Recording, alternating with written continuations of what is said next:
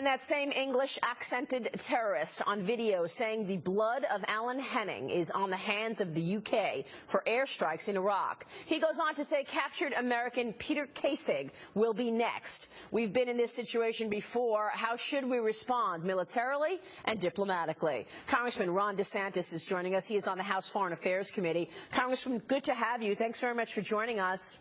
Good morning. You know, I'd like to cover really two things with you. Number one, how should the U.S. be responding to all of this? And number two, how do you see this conflict ending?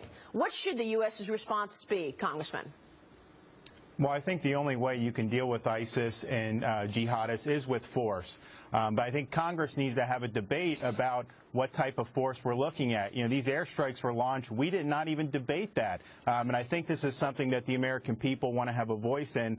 My view tends to be that, one, you need to go in if you want to defeat them, and two, you do need a reliable ground force. Now, whether that's American troops, whether it's one of these proxy forces, I don't have very much confidence in the proxy forces, whether it's the Iraqi army forces or whether it's these Islamic rebels in Syria that we're going to be training. But I think ultimately most people would agree who've looked at it, if you want to defeat this group, you're not going to be able to do it with airstrikes alone. All right, Congressman, I want to ask you really then if Congress is going to vote on a resolution to put boots on the ground. But stay with us. We've got a lot to talk about with you, Congressman DeSantis. But first, Congressman, the pictures and the storyline is just brutal. What should the response be?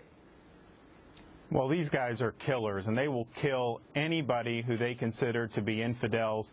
And we just have to understand that this is their ideology. I also think that ISIS is one organization, but if you look, for example, in Syria, you have Al-Qaeda, other Al-Qaeda affiliates. You have countries like Iran. This ideology of jihad is really what we're up against. I think we need to have a strategy that deals with ISIS, but also deals with this in a broader context of the global jihad. Will the strategy include boots on the ground? Are you expecting Congress to vote on a resolution to put boots on the ground?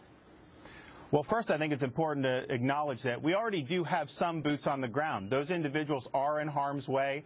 Clearly, you need to have some people on the ground just to have successful airstrikes and to get the human intelligence that you need to be able to make this successful. But I think ultimately, if you're talking about destroying ISIS and Jabhat al-Nusra and those types of groups, you clearly do need to have a ground assault force that is in place.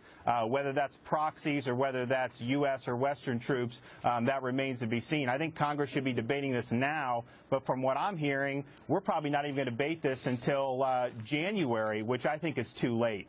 Congressman, how do you see this conflict ending? I mean, what is the strategy to actually end this conflict? Well, I'm worried that there's not really a strategy to end the conflict. I mean, I think that you can take different parts of the conflict. For example, we definitely could set a goal to get these guys out of Iraq and to get Iraq back to where it was in 2011. I think that's achievable. I think that would be attainable. I think the American people would support it. But beyond that, I have not seen a strategy where we're going to be able to say that we have succeeded in conquering this foe. And so this goes on and drags on. If there's no vision in terms of how this ends, how do we actually get there?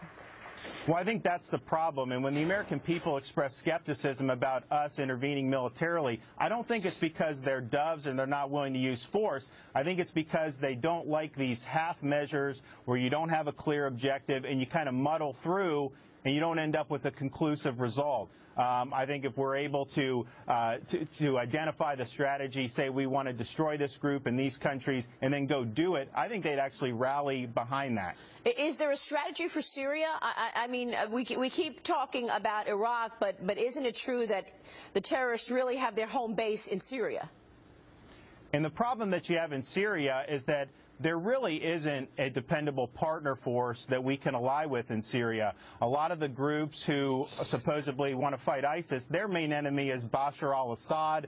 You have groups like Al-Qaeda and then other Islamist groups there. And so taking care of ISIS in Syria, yeah, that would be positive, but you still have a host of other either outright jihadist groups or groups that essentially want to have a Sunni Sharia state in Syria. None of those groups are going to be pro-American.